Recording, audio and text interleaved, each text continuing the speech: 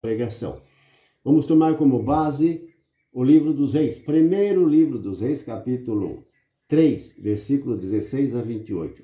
Quero ler o versículo 28 e contar este fato para você.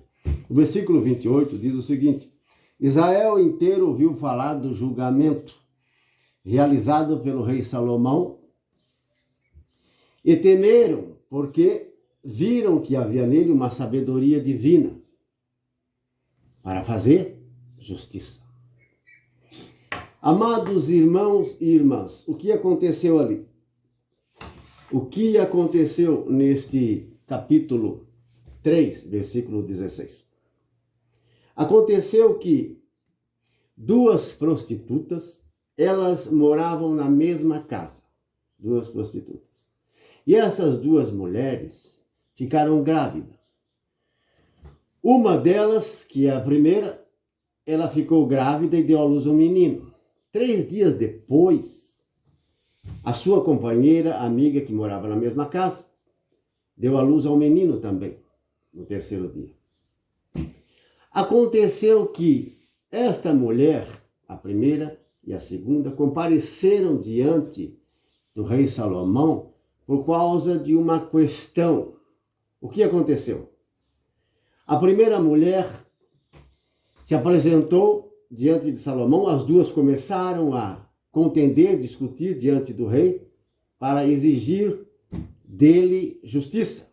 Por quê? Porque a primeira mulher dizia: Rei Salomão, me acuda, por favor. Esta mulher que está aqui, ela roubou a minha criança, o meu filho, e colocou do meu lado a criança morta. O que aconteceu, rei? Nós estávamos dormindo e durante a noite esta mulher, ela se virou e foi e deitou sobre o menino dela, a criança dela, e ela morreu. E durante a madrugada, ela pegou, tirou a minha criança, o menino, e colocou do lado dela. E pegou o filho dela, que tinha morrido, e botou do meu lado. Ao acordar, rei, bem cedo, ainda escuro, de manhã, para amamentar meu filho, vi que ele estava morto. Mas quando clareou melhor o dia, fui analisando e vendo que aquela criança não era minha, mas era dela. Ela pegou a criança morta, filho dela, e colocou do meu lado. E pegou a minha criança viva e botou nos braços dela. Mas a outra, então, amados irmãos, dizia, as duas estavam contendendo, brigando uma com a outra. A outra dizia: não, o filho morto é seu, você está mentindo. Não, o filho vivo é meu, o morto é seu. Começaram a discutir e essa discussão não parava diante do rei. Então o rei Salomão disse: fiquem quietas, calem a boca, eu vou dar a sentença.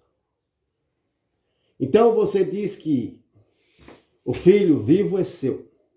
E aquela diz: não, o filho vivo é meu, o morto é seu. Guardas, tragam uma espada. Os guardas trouxeram uma espada. Então o rei disse: cortem a criança pelo meio e dê a metade para um e a metade para outro. Quando a primeira mulher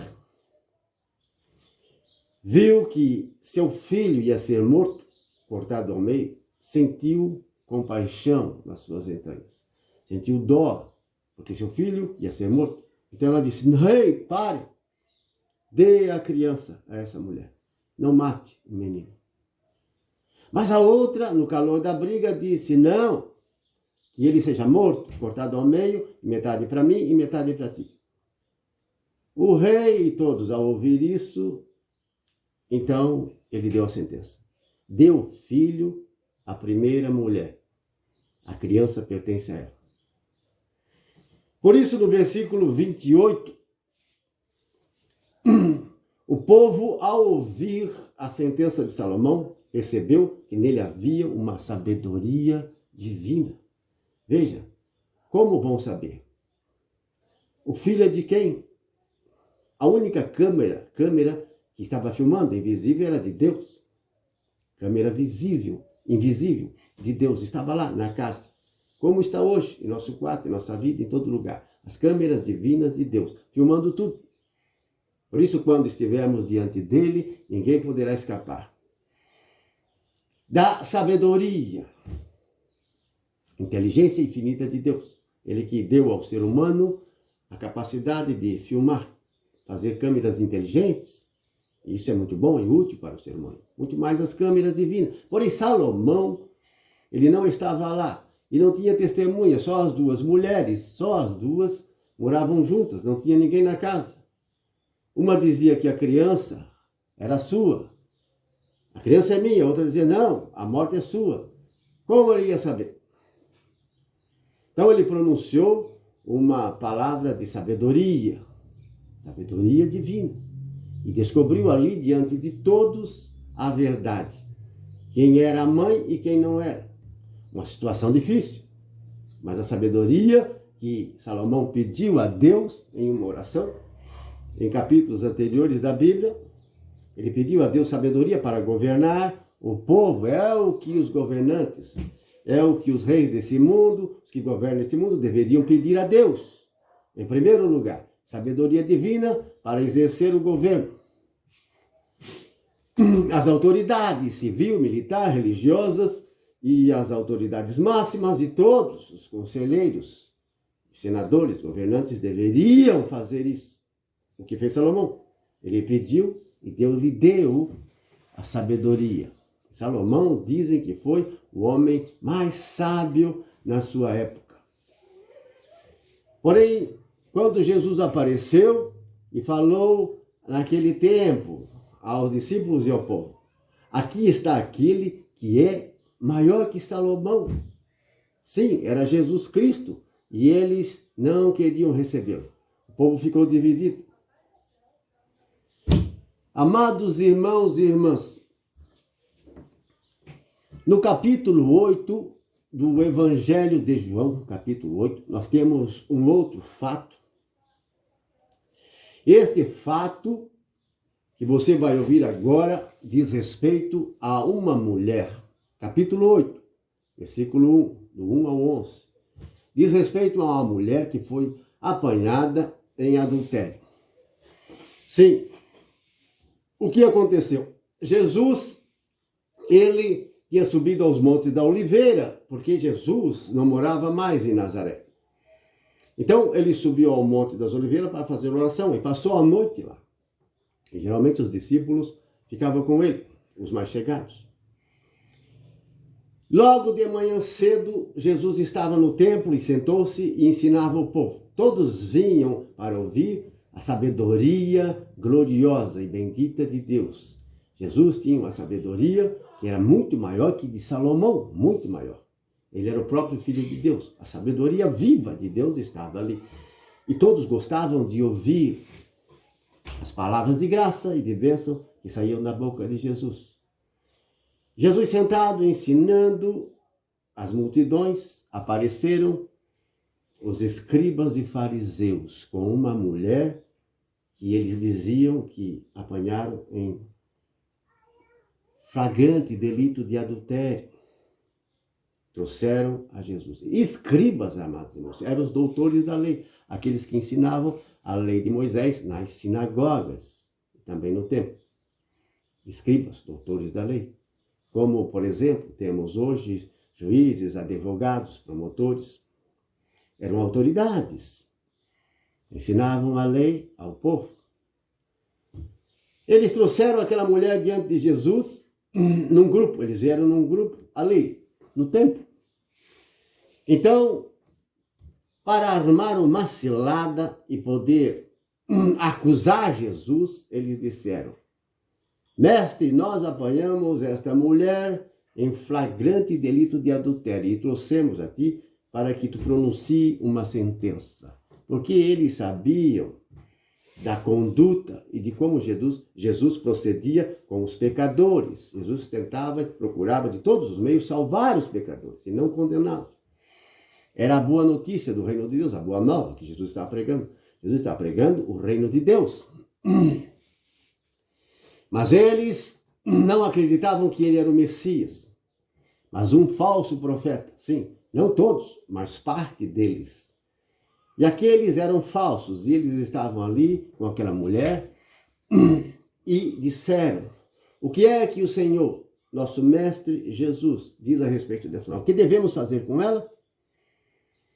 Jesus então se inclinou e começou a escrever traços no chão.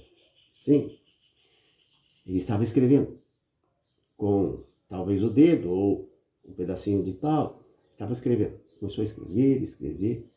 E eles continuavam a fazer pergunta e acusar. O que devemos fazer com essa mulher? O senhor não vai responder? O senhor não entende da lei? O que deve ser feito?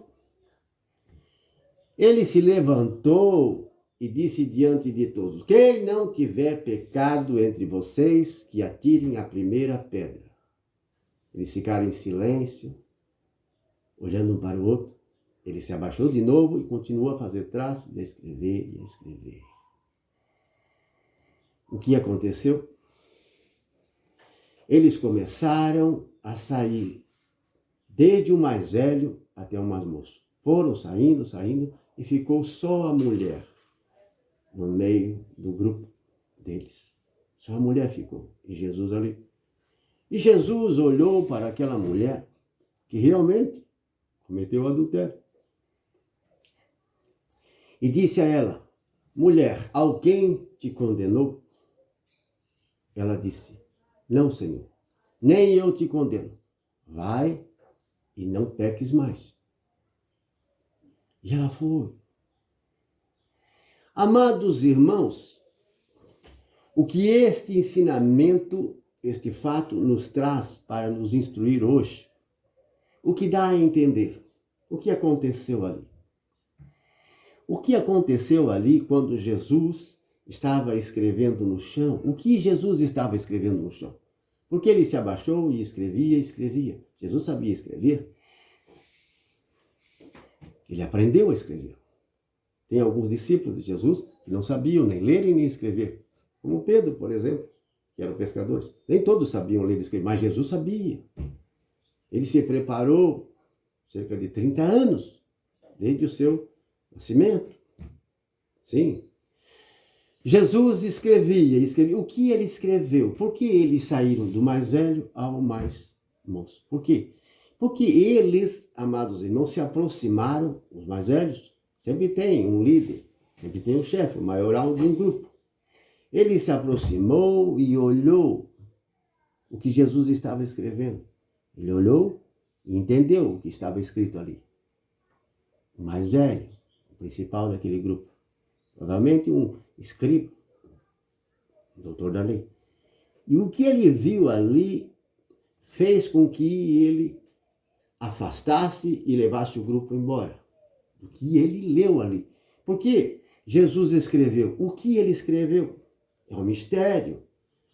Mas o Espírito Santo nos dá a entender, nos revela que o que ele escreveu ali era o pecado dele, principalmente do mais velho. Você está entendendo? Escreveu e ele se sentiu condenado pelo que estava escrito ali. Tinha uma trave, tinha um pecado grave na vida daquele homem. Ou tinha mais líderes ali, talvez. Eles olharam, os mais velhos olharam, mas ele não ia escrever o pecado de todos, mas o principal, eu acredito que ele escreveu, e ele olhou e se sentiu acusado e precisava sair dali, porque o que Jesus escreveu estava condenando ele. Ele querendo condenar com aquele grupo, aquela mulher, se sentiu acuado com a sabedoria infinita de Jesus Cristo. Veja, Jesus salvou aquela mulher.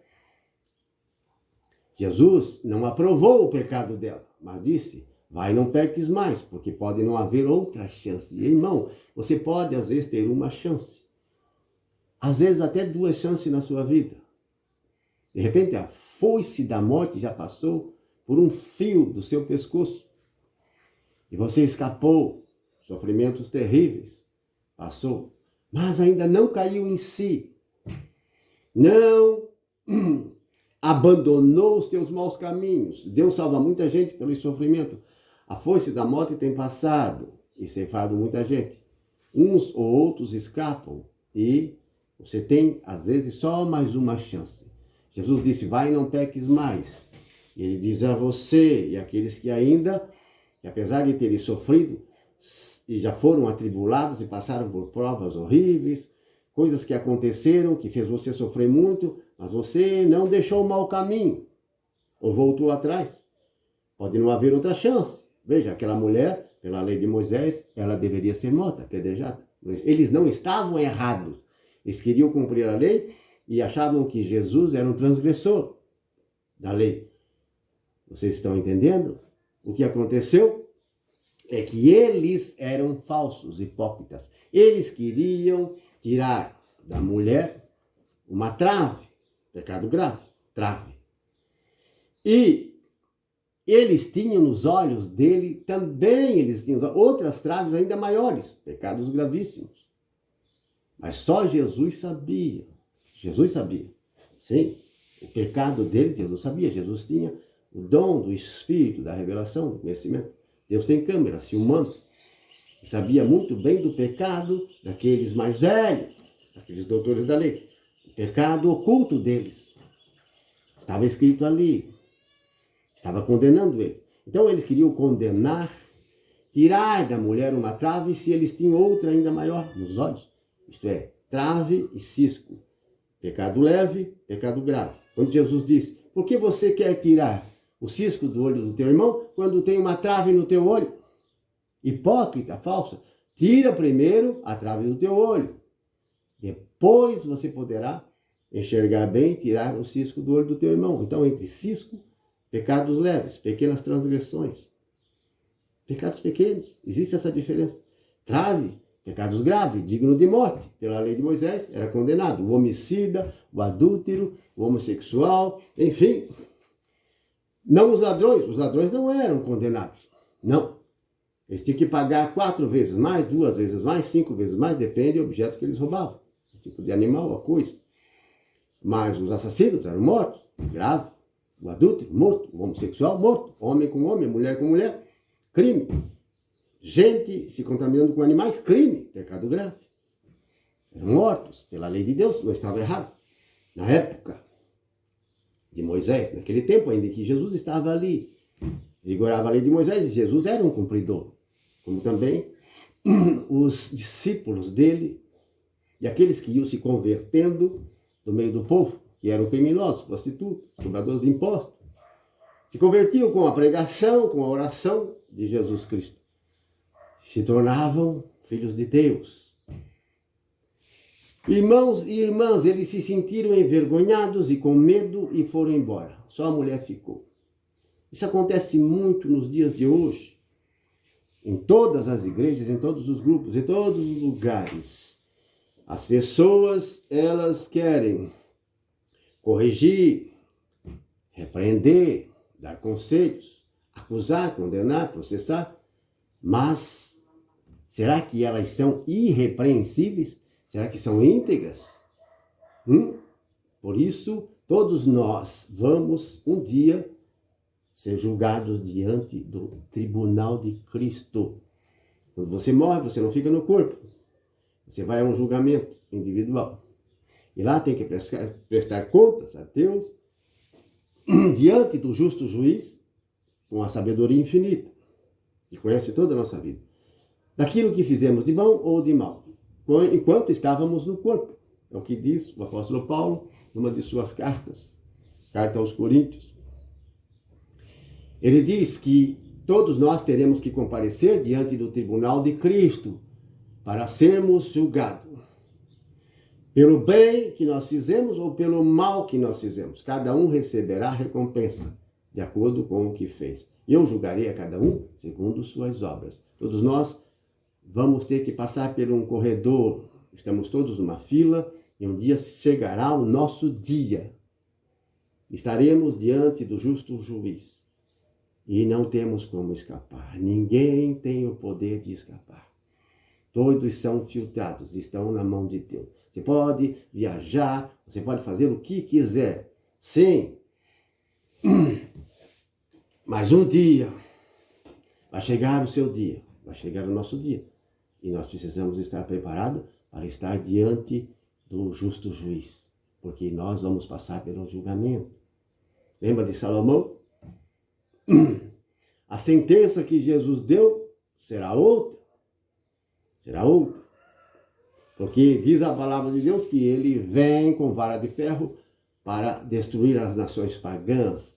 Tudo que é falso, ímpio, todos aqueles são enganadores, falsos profetas, todos serão destruídos e lançados em prisões do outro lado. Isso vai acontecer na volta de Jesus Cristo. Amados irmãos e irmãs, veja o que aconteceu ali, o cenário. Jesus estava ali ensinando ao povo e esses fariseus e doutores da lei tentando pôr à prova o Filho de Deus, porque acreditavam que ele não era o Messias, era um falso profeta, não acreditavam que ele era o Messias. Não veio com espada, como um valente guerreiro, mas estava tratando o povo desse jeito, curando os doentes, expulsando os demônios, transgredindo a lei de sábado, segundo eles diziam. Você transgride a lei do sábado, está curando no sábado, fazendo milagre no sábado, não está guardando o sábado, você não é de Deus. E Jesus disse, eu sou o Senhor do sábado. Sim, o Filho do Homem é o Senhor do sábado. Se cai um boi, se cai uma ovelha, no dia de sábado, num buraco, vocês não vão socorrer? É um trabalho, é um serviço, vocês têm que socorrer. Mas é dia de sábado, vão deixar morrer? Não. Quanto mais uma criança, um ser humano. Vocês estão entendendo? Eles ficavam sem resposta. E os sacerdotes que oficiam no templo, no dia de sábado, oferecem os sacrifícios no dia de sábado, fazem um trabalho no templo. Eles não estão transgredindo o sábado, não fazem circuncisão, que é o 8º dia. E quando esse dia cai no sábado, a criança no 8º dia teria que ser circuncidada. E quando caía no 8º dia, era obrigada a fazer naquele dia. E se era um sábado, eles faziam a circuncisão no sábado. Era um trabalho, o sacerdote. E por que ele não estava cometendo um pecado? Eles ficavam sem resposta. Olha a sabedoria de Deus. Mas muito maior do que a de Salomão. E Salomão foi muito sábio, mais sábio do que todos naquele tempo. E também o mais rico. Mais rico. Deus que lhe deu aquela riqueza, a sabedoria. Ele tinha sabedoria divina. Por isso escreveu o Eclesiastes e escreveu também o livro dos Provérbios. Irmãos, tem outro fato que está em Gênesis, capítulo 38. Sim, a partir do capítulo 37 até o capítulo 50, é o último capítulo do livro do Gênesis, nós temos uma linda história, uma das mais lindas histórias da Bíblia. Eu considero a mais linda da Bíblia, essa história. Você precisa ler, você precisa dar a seus filhos, às crianças, esta leitura. Fazer elas conhecer essa leitura. É uma das melhores, a melhor história, a mais bonita da Bíblia. A história de José começa no 37, Gênesis 37 e vai até o 50. Que história linda que Deus preparou para o seu povo e para todos os cristãos. Leia, releia, você nunca vai cansar. Muitas vezes eu li essa história e quantas lágrimas já derramei. Porque é a palavra de Deus e quando você lê com devoção, com humildade, com muita atenção, enche o seu coração. Sim, a palavra de Deus purifica, ela traz muitas graças para você. Muitos se libertaram, se converteram, foram transformados, lendo e estudando a palavra de Deus. Quando há humildade e sinceridade, quando você quer e se esforça, Deus vem e ajuda. Ele entra com o seu espírito e a Bíblia não se torna mais um simples livro de teologia ou um simples livro teórico, histórico, mas sim a palavra de Deus viva, alimento, força, poder de Deus que vem através da Bíblia. Então é uma história muito bonita, muito linda, a história de José. Aconselho você a ler sempre, com frequência. De tempos em tempos, volte a ler essa história. Muito bonita, nos traz muita instrução. Irmãos, no capítulo 38 de Gênesis, 37 começa com a história de José. No 38 pula, foge um pouco do assunto. E aí continua no 39. Então você lê o 37, o 39, o 38. É a continuação da história. No 38, no 39, no 38, nesse capítulo 38, muda a história. Conta a história de Judá. Judá, ele se afastou um pouco da família e foi morar junto de um cananeu, trabalhar por lá, e viu uma moça bonita, e ele se apaixonou por ela e casou com essa moça. Filha de um cananeu, um tal de Ira. Casou com essa moça e com o tempo ela ficou grávida, deu à luz a um menino, ele chamou de primogênito. Depois deu à luz de novo, teve o segundo filho, chamou de Onã. E um terceiro filho, chamou de Selá. 3 filhos teve com essa moça, filha de cananeu. E aconteceu que esse primeiro filho, ele acabou andando em maus caminhos e morreu. Diz que Deus o castigou com a morte. Não andava em bons caminhos, morreu. Ela ficou viúva. O nome dela era Tamar, nora de Judá, Tamar. Então, eles costumavam, era tipo uma tradição, lei deles, em que quando um irmão falecia sem filhos, que era casado, o outro irmão era um dever, casar com a cunhada. Chamavam de lei do levirato, era isso. Ele precisava casar com a cunhada para gerar filho daquele irmão que faleceu, não deixou descendência. O primeiro filho seria como se fosse do irmão. Então era como que uma obrigação, um dever do irmão casar com a cunhada. E aconteceu que ele deu a Tamar Onã, o segundo filho. E Onã casou com Tamar. Mas como ele começou a pecar e não querendo ter filhos com Tamar, porque ter filhos na época e descendência era algo muito sagrado, principalmente naquela época. Ele então começou a fazer a coisa errada para não ter filho com Tamar.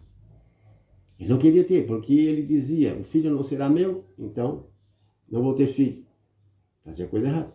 E aí foi castigado por Deus. Desagradou a Deus, porque não queria ter filho, fazer a coisa do jeito certo.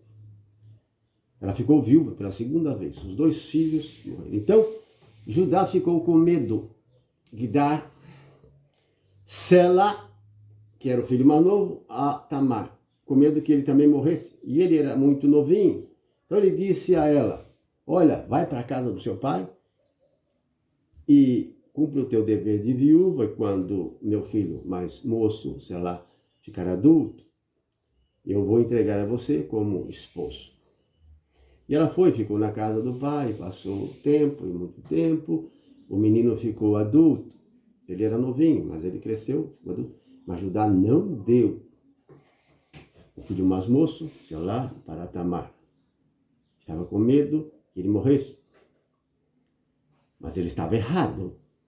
Ele fez uma promessa e isso era uma tradição, como uma lei no coração deles. Então, ele ficou viúvo. O próprio Judá ficou viúvo. A mulher dele faleceu. E ele precisava tosquiar umas ovelhas lá junto de Ira, seu amigo. Eles tinham um trabalho lá de tosquia. Então foram avisar Tamar, olha, o teu sogro, Judá, ele vai fazer tosquia das ovelhas lá em certa cidade, num lugar. E ela, sabendo disso, pegou as roupas de viúva, trocou e colocou um véu, cobriu o rosto, e se vestiu como uma prostituta, Tamar, a nora. E ela se colocou na entrada de Enaim.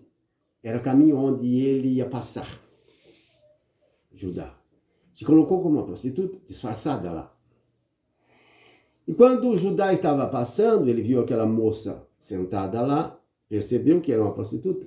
Os gestos e as vestes dela davam a entender que ela era uma prostituta. E como ele estava sem mulher, disse a ela, moça, você quer se deitar comigo? Ela disse, sim, o que você me daria? Eu te darei um cabrito, mas eu não tenho agora aqui, vou mandar o cabrito depois para você. Mas ela disse, não, eu preciso de um penhor, de uma garantia. O que você me dá como garantia penhor até trazer esse cabrito? Ele disse, tenho meu anel, meu bordão, meu cajado.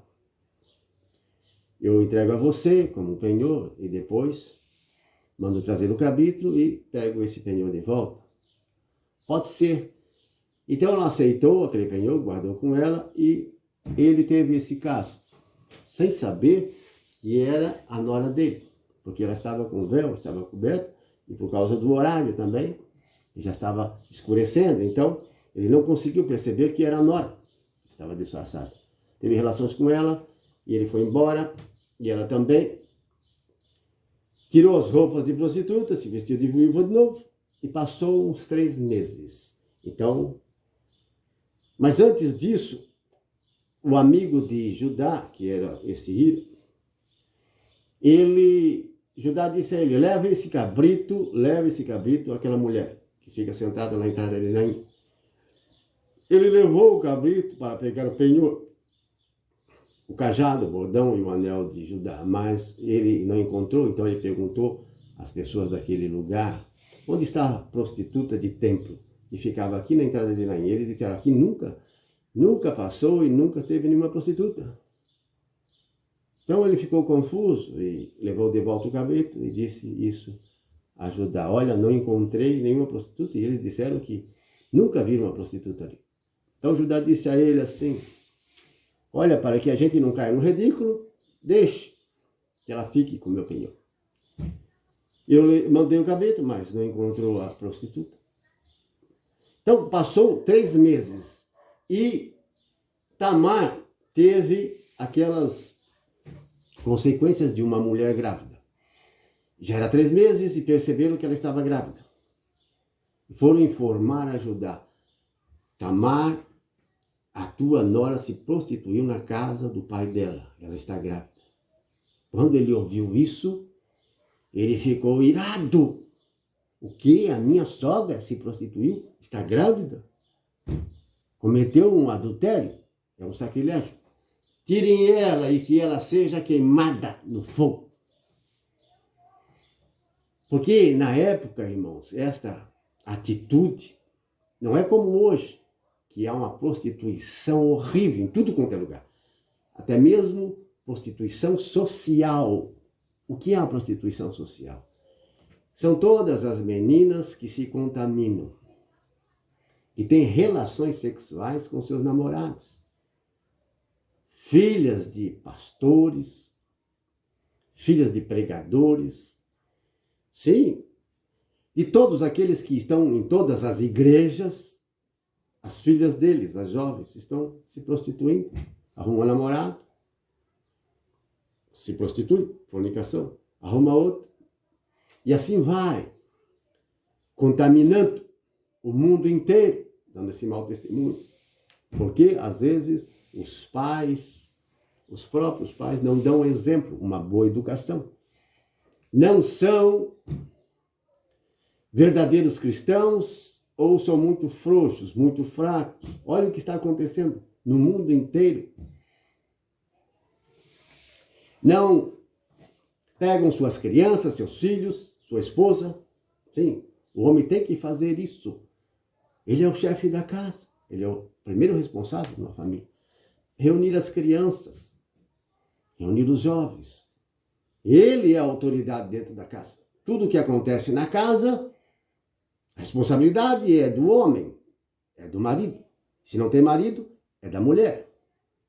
Mas quando tem o pai e a mãe, o pai, o marido é o chefe da casa. Ele é responsável por tudo que acontece no terreno e na casa onde ele mora. Ele é responsável de tudo que acontece na vida dos filhos.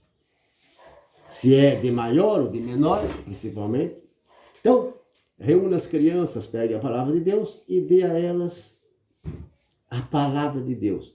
Faça essa oração todos os dias. Organize um horário aonde a esposa e os filhos estão em casa. E ali faz 5 minutos, 10 minutos, 15 minutos de oração com a Bíblia. Abra um evangelho, leia um capítulo na frente das crianças. Faça oração pessoal, cada um faz a sua oração. Converse com Deus. Crie este hábito. Crie este hábito. Esta é a verdadeira educação que você deve dar aos seus filhos. É a primeira igreja. Vão à igreja. Vão à igreja, a família, sentam nos bancos com seus filhos. Mas não fazem isso em casa. Está tudo errado. Adianta ir à igreja com a família? Não adianta. Infelizmente, não adianta. Você tem ido com a sua família, seus filhos, e a situação não muda. E as coisas estão ficando cada vez mais pior, porque a primeira igreja começa em casa. Não é lá na escola, na universidade, que seu filho vai receber a verdadeira educação. Lá eles não vão receber esta verdadeira educação. Eles não vão dar essa educação na palavra de Deus. É outra educação. É outro ensino. A verdadeira educação da conduta e do comportamento você vai dar através da Bíblia Sagrada. Aqui está a instrução. A verdadeira educação que vai transformar o caráter, que vai dar a você um caráter de filho de Deus. Conduta, comportamento, é isso que vale diante de Deus. Você vai dar aos seus filhos, suas crianças, esse hábito. Vai fazer crescer neles esta fé em Deus e em Jesus Cristo. Era o que os antigos faziam, sim, os profetas, os cristãos, os verdadeiros cristãos faziam. Reúna, organize um horário, todos os dias. Leia o capítulo 1, no outro dia o 2 e o 3. Aí você vai lendo toda a Bíblia com as crianças. Tire o videogame, os jogos, remova as novelas, os filmes e programações do mundo, da televisão, do celular, da sua casa, os meios de comunicação. Você precisa combater este falso evangelho que o mundo prega através do meio de comunicação. E daí você começa a fazer assim, e vai crescendo, e vai lendo a palavra. É assim que você está vigiando e cuidando da sua família. Sim, é assim que você forma um verdadeiro filho de Deus. Mesmo que alguém se desvie, eles vão se lembrar. O exemplo do pai ou da mãe, ou dos dois. Amados irmãos e irmãs, Judá, ele disse, tirem ela para fora, que ela seja queimada. Estavam levando a moça, a nora dele, para ser queimada no fogo. Veja. Quando ela disse, o homem que esteve comigo é dono deste anel, desse bordão e desse cajado. Analise bem e veja de quem é. Levaram até Judá e quando ele viu, ele ficou espantado, ele tremeu, seu coração acelerou. Nossa, esse anel é meu, esse cajado, esse bordão. Então, não era uma prostituta, era Tamar. Eu não entreguei meu filho mais novo conforme eu tinha prometido a ela. Ela é mais justa do que eu. Vejam, irmãos. Vocês estão vendo? O que Deus prepara? Ele estava com uma trave no olho.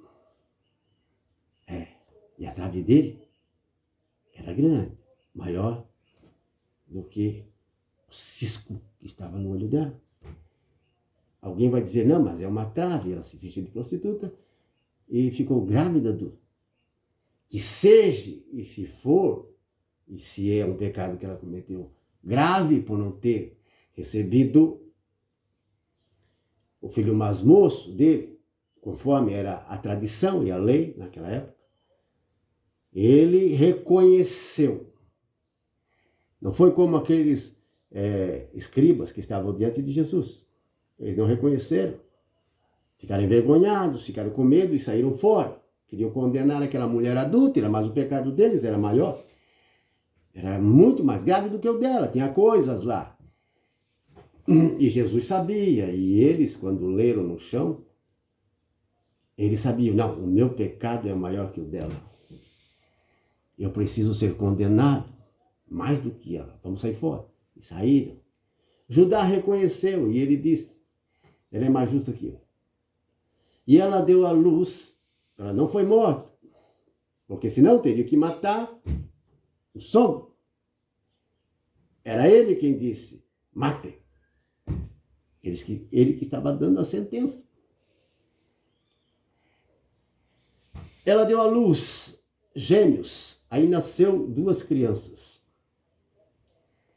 Pérez e Zera, gêmeos. Pérez saiu primeiro, depois de Zera. Então, daí que vem a descendência de Judá, dessa criança, do Pérez. Não do Zera, do Pérez, que é o mais velho, primogênito, que saiu primeiro, eles consideravam assim. É a descendência de Judá, desse caso que ele teve com a nora, nessa situação.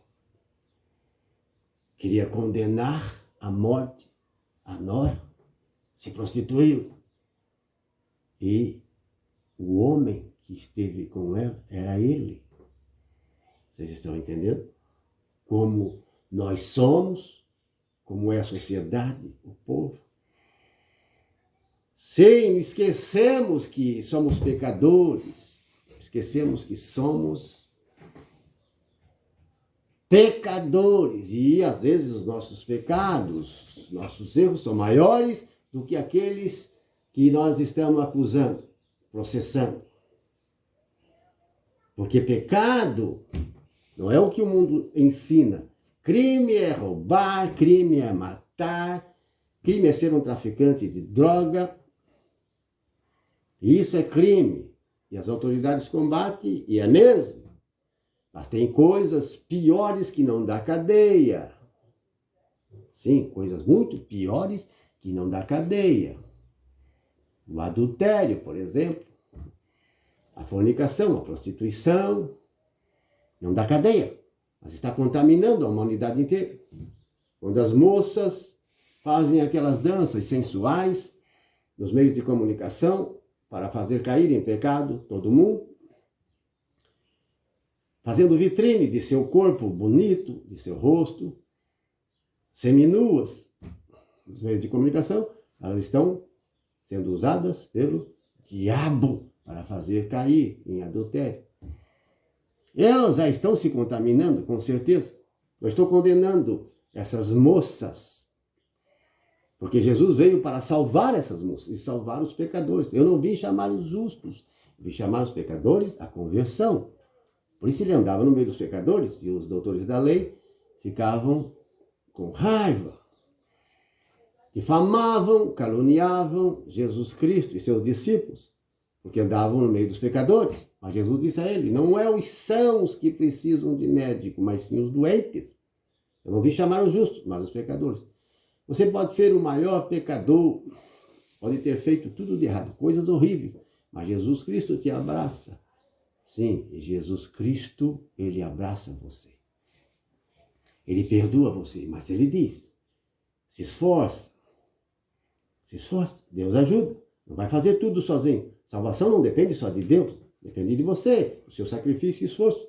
Se você não sacrificar e não se esforçar, como ele dizia, são os violentos que estão entrando no reino de Deus. Violentos é que você não tem que ser violento com os outros, você tem que ser violento consigo mesmo, com as suas paixões, com os seus maus desejos. Essa é a violência. Se esforçar. Você precisa se esforçar. Porque um da multidão disse a Jesus, Senhor, são muitos ou são poucos aqueles que entram no reino do céu? Jesus disse a todos, dando a resposta a este homem, que falou em voz alta. São poucos ou muitos aqueles que entram no reino dos céus? Ele disse, esforçai-vos em entrar pela porta estreita, porque eu digo, muitos tentarão e não vão conseguir. Então começarão a bater do lado de fora, Senhor, Senhor, abre a porta. E ele dirá, não vos conheço, apartai-vos de mim, vós que praticais a iniquidade. Então vocês vão ver Abraão, Isaac e Jacó e os profetas e os santos, gente do Oriente e do Ocidente, sentada à mesa no reino dos céus, e vocês sendo lançados fora, não haverá choro e ranger de dentes. Vão ficar do lado de fora, vão ficar na escuridão, porque Deus é a luz. Sem Deus, escuridão. E como é terrível a escuridão. Um dia eu estava em uma reunião de oração, era um retiro. Apagaram as luzes para fazer uma oração de cura interior, de traumas. E de repente uma mulher, no meio do povo, começou a gritar desesperadamente. E era um grito terrível, de horror, um desespero. E tiveram que acender as luzes e acudir aquela mulher. Eu não estava muito próximo, mas os gritos foram tão altos e o desespero tão grande daquela mulher. O que aconteceu? E começaram a orar por elas. Ela não estava enxergando mais, ela não era cega, mas com a luz apagada, eles diziam, feche seus olhos e preste atenção na oração. E quando ela foi abrir, não enxergava mais. Sentiu uma escuridão terrível. E ela caiu no desespero, porque abriu os olhos e ficou agoniada e não conseguia enxergar. Pensa no desespero.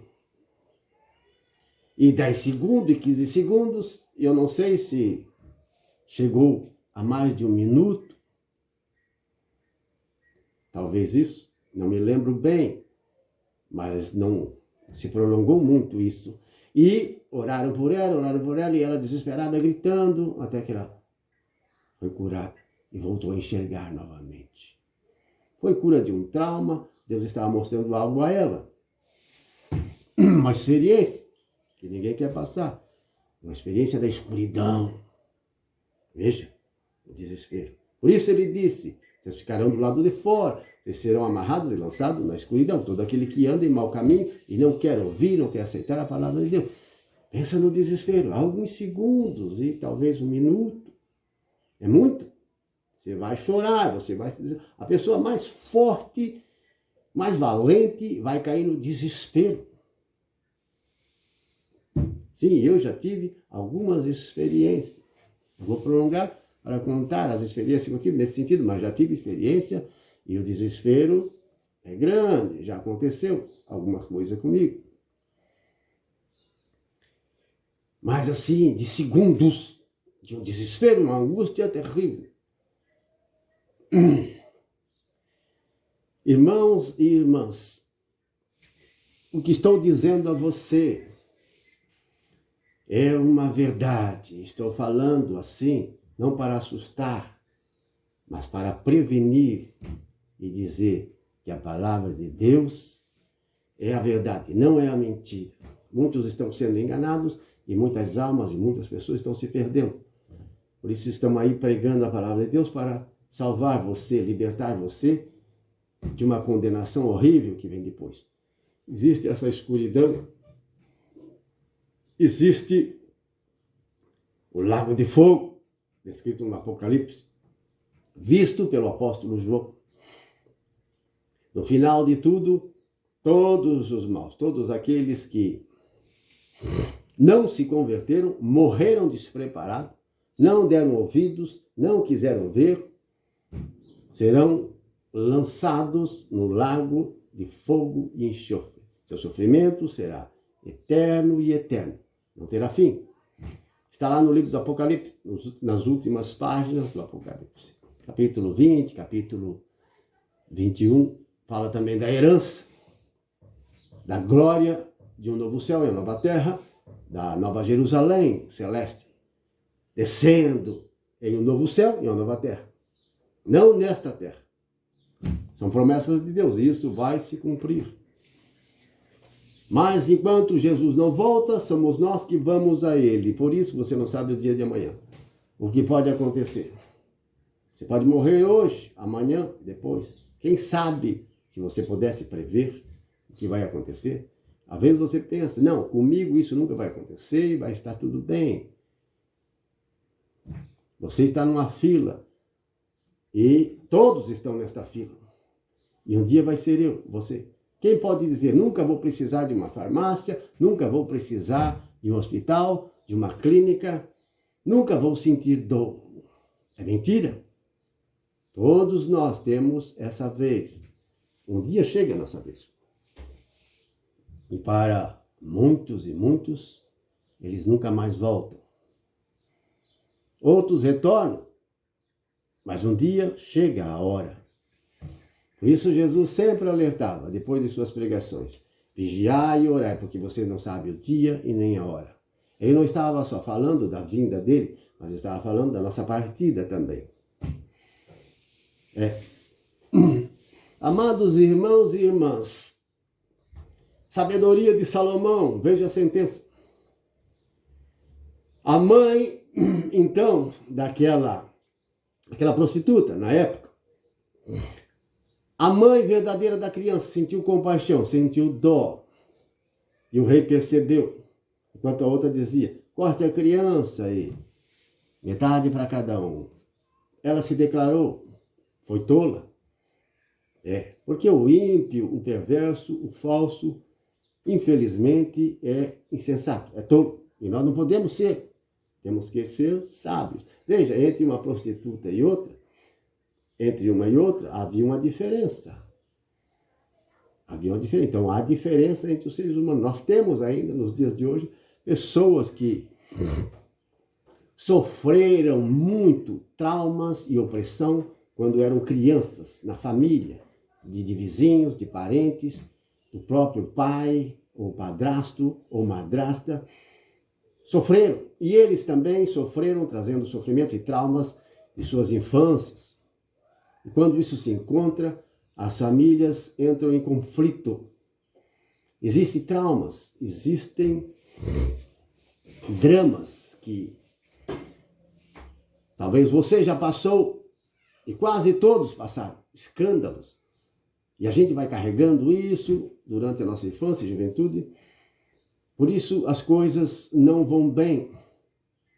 Mas Jesus Cristo tem o poder de curar, purificar, libertar você de todo o trauma, de todo o drama que você passou na infância, na juventude.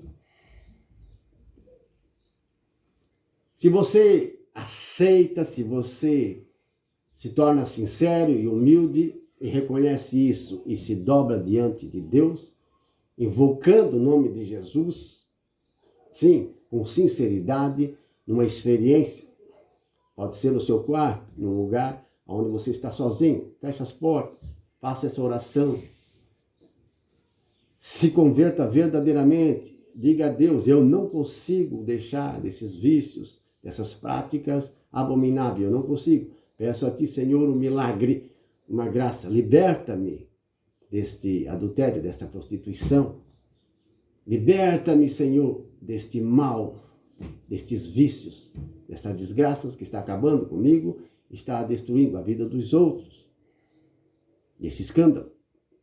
Se você faz uma oração sincera, reconhece que não tem poder, porque ninguém tem poder e forças para deixar os maus caminhos, é um milagre de Deus, uma conversão. Então, o Senhor vai entrar com providência. Ele pode ouvir no mesmo instante a sua oração, mas ele ouviu. Se não aconteceu nada, ele ouviu, ele guardou lá o seu pedido. E a sua conversão vai chegar, esse milagre vai chegar, mas você precisa colaborar, se esforçar. E com a ajuda de Deus, com a providência divina, uma experiência de Deus que você precisa, dá-me uma experiência, Senhor. Eu preciso experimentar a tua presença. Eu preciso dessa experiência, desse encontro pessoal com Jesus Cristo. Encontro pessoal. Um encontro sobrenatural. E você vai ter essa experiência. Batismo no Espírito Santo. Peça. Invoque a Deus, peça e você vai receber. Nunca desista. Peça e Deus vai te dar o batismo no Espírito Santo. Vai fazer você nascer de novo também. Primeiro, devemos nascer de novo, se tornar filho de Deus. Depois vem o batismo no Espírito Santo. Tem alguns que já recebem, nascem de novo, como o apóstolo Paulo. O apóstolo Paulo, ele foi curado das vistas, que ele tinha ficado cego, ao ver aquela luz, aquela experiência que ele teve com Jesus, a caminho de Damasco. Foi curado. No terceiro dia, Ananias orou por ele, ele foi batizado na água, em nome de Jesus, e batizado no Espírito Santo. E Paulo, que era um criminoso, era como um assassino, perseguidor dos fiéis da igreja, um homem muito mau, apesar de ser zeloso e religioso. Ele se converteu verdadeiramente, foi perdoado e purificado, porque o nome de Jesus perdoa, o sangue de Jesus purifica. E não há outro meio que possamos ser purificados e perdoados, a não ser pelo nome de Jesus e pelo sangue de Jesus. Que o sangue de Jesus te purifique, que o nome de Jesus te perdoe. E ele disse àquela mulher, mulher, vai e não peques mais. E ela foi, teve aquele encontro pessoal com Jesus, foi livre da morte e não pecou mais. Sim, a mulher adúltera, do capítulo 8, do Evangelho de João, que você ouviu aqui nessa pregação. Ela foi e não pecou mais, se converteu, teve encontro com Jesus. Irmãos, aqueles escribas e fariseus que estavam ali, armando um laço para Jesus, querendo condenar aquela mulher, sendo que eles eram hipócritas, tinham um pecado ainda maior, sabendo que a lei condenava os adúlteros, mas não é somente o adultério que é pecado grave. Não é somente o adultério. Tem muitas outras injustiças que são pecado gravíssimo. O pecado da desonestidade, por exemplo. Sim, lograr as pessoas, a avareza, o orgulho, pecados gravíssimos. Veja que eles estavam ali. Certamente houve uma conversa com Jesus. Jesus provavelmente perguntou a eles, vocês querem condenar esta mulher? E onde está o homem que esteve com essa mulher? Onde está ele? Vocês pegaram ela em flagrante delito de adultério. Tem testemunha. Quem é o homem que esteve com ela? Ah, o homem que esteve com ela fugiu. Então, vocês vão condenar esta mulher, mas tem que pegar aquele que esteve com ela. Porque ela não pode morrer, ser condenada, somente ela. A lei de Moisés diz que os dois vão morrer, o homem que esteve com ela e a mulher. Ela esteve com alguém, e esse alguém, vocês sabem quem é. Onde está ele? Eles não tinham respostas como condenar aquela mulher. Onde está o homem que esteve com essa mulher? Ele também deve morrer. De repente, este homem era um notável, alguém que não podia morrer de jeito nenhum. Alguém importante no meio do povo que esteve com aquela mulher. Ele deve ser morto, mas não, essa pessoa não pode morrer. Só a mulher vai morrer. Não, a lei de Moisés manda que o homem deve ser morto e a mulher também. Se vocês não me trazerem o homem, se vocês não pegarem este homem que esteve com ela, ela não pode morrer. Vocês não podem condenar ela pela lei de Moisés. Ela só vai ser morta quando aquele que esteve com ela estiver junto para morrer. É, amados irmãos, discriminação, parcialidade. Com Deus não existe isso. Ele não vai considerar ninguém porque é rico, porque é empresário, bilionário, trilionário. Não vai considerar você por título, por fama, por nome, por glória, por cinturão, troféu. Não. Se você é um rei, um governante, um deputado, um governador, um prefeito, se você é um juiz, se você é um coronel, um sargento, um tenente, um capitão, se você é um mendigo, um operário de produção, uma pessoa pobre que nem casa tem, paga aluguel, nem dinheiro para comprar uma bicicleta ou uma moto, um carro, ganha um salário pequeno. Entre você e um grande Deus não faz diferença. Ele não discrimina diante do tribunal de Cristo. Quando estivermos lá, e todos nós estaremos, ninguém escapa. Ninguém escapa. Não há outro caminho, outra saída. Estamos numa fila e vamos passar pela mão do justo juiz. Aquele que sabe tudo, tem a filmagem Sim, ele tem a filmagem gravada de nossa vida, história de cada um. Desde quando você foi concebido. Ele tem tudo gravado. Toda a sua história, todas as suas passadas, caminhadas, onde você entrou, foi, por onde você passou, todas as coisas que você disse, que você fez, está tudo gravado.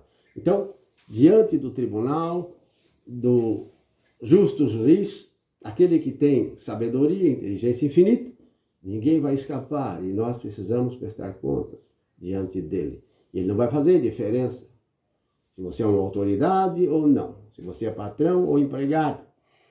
Diante dele somos todos iguais, todos iguais. Ele não faz acepção e discriminação de ninguém. Não aceita ninguém por aquilo que é ou pelo aquilo que tem. Até mesmo aqueles que fazem milagres em nome de Jesus, que é dom espiritual que Deus deu a eles. Deus deu o dom de milagres, deu o dom de expulsar demônios, curar doentes, deu o dom de pregar a palavra de Deus com unção, com poder. Deu dons, muitos dons. E ele diz, em Mateus 7, não vos conheço, afastai-vos de mim, vós que praticais a iniquidade. Mas, Senhor, nós fizemos milagres em teu nome. Nós somos famosos na terra. Expulsamos demônio, curamos doente, e tu não nos conheces? Fizemos tantas obras, ajudamos tantos pobres. Olha as instituições, olha a quantidade de dinheiro que nós doamos, como prosperou a tua obra e a conversão de tanta gente na terra, que tu não nos conheces, não vos conheço. Apartai-vos de mim, vós que praticais a iniquidade. Irmãos, o dom é de Deus. Sim, expulsaram demônios, curaram doentes, fizeram milagres, ficaram famosos até, mas tinha alguma coisa, algum pecado grave. E esse pecado grave se tornou como um bichinho de estimação. Às vezes, o sacerdote, o pastor, se tornou adúltero. Sim, adúltero. E como tem gente religiosa e adúltero. Gente que tem dons espirituais e avarento, soberbo. Pregando uma mentira, às vezes em nome de Deus. Está envolvido com algum crime, às vezes roubo. Imoralidade sexual, principalmente essa imoralidade sexual. E daí, quando chegar diante de Jesus, quem fez o milagre, quem fez as curas, quem converteu as pessoas, não foi ele, não somos nós. Foi Deus através de nós. Deus através de nós, por meio de Jesus Cristo, do seu nome e do seu poder. Foi ele quem fez. Ele é autor de todo o bem, de toda a boa obra, de toda a virtude e de todos os milagres feitos em nome de Deus, em nome de Jesus, é claro. É ele, não foi um homem nem uma mulher. Nós, sem o dom, sem o poder de Deus, não podemos fazer nada. Infelizmente, nada. Por isso, todos estarão lá e ele não fará discriminação e acepção de ninguém, por título nenhum, diploma, glória, riqueza, entre o grande e o pequeno. Ao contrário, ele diz que muitos dos últimos serão os primeiros e muitos dos primeiros serão os últimos. Você lembra da parábola do rico que fazia festa todos os dias, muito rico, e do mendigo Lázaro, que era totalmente o inverso, o contrário, entre o grande e o pequeno, entre o primeiro e o último. Nessa parábola ali está, entre o primeiro, que era esse rico, e o último, Lázaro. Lázaro estava pior do que uma pessoa presa, do que um prisioneiro numa cadeia. Era mendigo, era desprezado, estava fedendo. Ninguém tinha coragem de acudir, ajudar ele, porque estava coberto de enfermidades, doenças incuráveis. Vivia se arrastando, morando na rua, cheirando mal, diante do povo, uma maldição de Deus. Como vai entrar no reino dos céus uma pessoa dessa, amaldiçoada por Deus? Que situação horrível. Jesus fez esta parábola e pregou ao povo, está escrito para nós, para nos mostrar, para nos ensinar que não é pelo que você tem que você vai entrar no reino dos céus. Não. Mas muitos dos últimos serão os primeiros, e muitos dos primeiros serão os últimos. O patrão, que é patrão aqui, ele pode ser lá como um empregado. O empregado aqui se tornar um patrão lá. Ele não diz todos, mas ele diz muitos. Lázaro foi para a glória de Deus. Ele morreu e foi levado pelos anjos. O rico também morreu e foi sepultado. Na morada dos mortos, isto é, no inferno. E são muitos lugares, penitenciários e prisões, de toda a categoria. Estava ele lá, sofrendo. E viu, é a parábola nessa visão, Lázaro junto com Abraão no reino dos céus. Como pode uma pessoa amaldiçoada, totalmente sofrida e doente, desse jeito? Porque era isso que eles consideravam, principalmente nessa época. Quando alguém estava doente, com lepra, uma situação difícil, eles diziam, eles pensavam, é castigo de Deus, está sendo castigado, deve ter pecado gravemente, é rejeitado por Deus, é um horror diante de Deus, está todo impuro. Era o que eles pensavam, imaginavam. E Jesus estava pegando para eles o contrário, de como Deus via a situação. Deus, ele olha você de dentro para fora, não de fora para dentro. É de dentro para fora. Aquele Lázaro, que é a imagem de todas as pessoas sofridas, todas as pessoas que neste mundo não têm boa aparência, estão numa situação bem complicada. Por causa de um acidente, por causa de uma doença, pessoas que estão em cima de uma cama, que precisam do cuidado, da ajuda de outras pessoas para dar banho, limpar todos os dias, e às vezes são até maltratadas. Quantas crianças, quanta gente enferma, uma enfermidade terrível. Estão sofrendo muito. Gente sofrendo em tudo quanto é lugar. Situações complicadas e difíceis, irreversíveis. Mas Deus olha o coração e o corpo vai ser destruído. Vai se tornar o quê? Um esqueleto. Como o corpo de uma pessoa saudável, bonita, de boa aparência. Como aquelas mulheres lindas, bonitas e formosas. Homens também. Vão para o túmulo. Se torna um esqueleto, carniça podre. Que esqueleto é mais bonito? Que carniça é mais bonita? Acabou a aparência, acabou a riqueza, acabou a glória, acabou tudo. Você não fica ali deitado e dormindo, esperando a volta de Cristo, junto com aquela carniça podre, aquele esqueleto, que depois vai sumir e você fica ali. Não. Como aquele criminoso que estava do lado da cruz, que Jesus disse, hoje você estará comigo no paraíso. E ele morreu na sexta-feira. Na sexta-feira, Jesus também morreu. Porque Jesus morreu primeiro, depois os dois criminosos. E levou ele ao paraíso. Quanto ao outro, não se faz menção. Porque o outro não se humilhou, não se arrependeu, não reconheceu aquele que estava do lado dele, no mesmo sofrimento. Mas um deles disse, Senhor, lembra-te de mim quando vieres com o teu reino. Hoje mesmo você estará comigo no paraíso. Então, irmão, essa doutrina que diz que você fica dormindo, quando Jesus falava de sono, ele estava falando da morte, não de uma pessoa que morre e vai dormir. Você morre e acorda. É como se você dormisse. Você dormiu e acordou no outro mundo. Morreu, acordou. Você sai do seu corpo, você tem um corpo espiritual. Quem está falando com você sou eu no meu corpo espiritual. Então, meus amigos e amigas, meus irmãos, esta foi a palavra de Deus para você neste dia.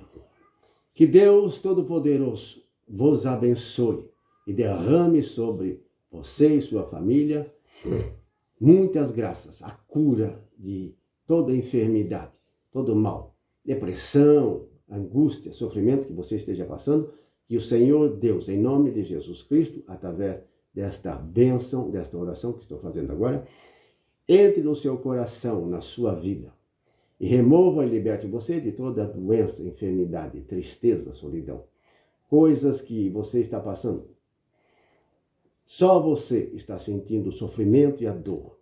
Dor de separação, dor de divórcio, dor de enfermidades, de desprezo, injustiças que cometeram com você. Sim, traumas de infância, traumas de infância, dramas que você passou quando era criança, escândalos, opressão, sofrimentos horríveis, ficou marcado, seu coração, seu espírito, sua vida ficou ferida. Você está ferida, ferido emocionalmente. Feridas acompanham você internamente por muito tempo.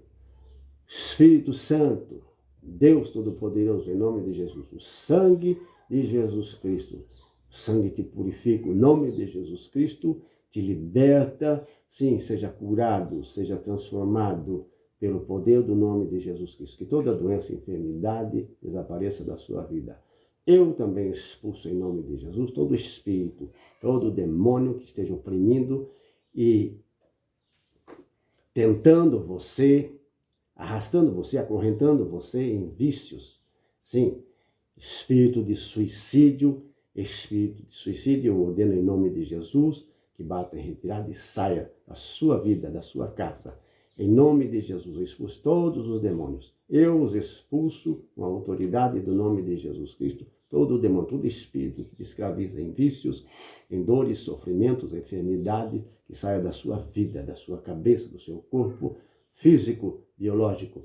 Saia da sua alma, que você seja curado, purificado, aliviado. Em nome de Jesus, eu expulso toda a solidão, tristeza, angústia.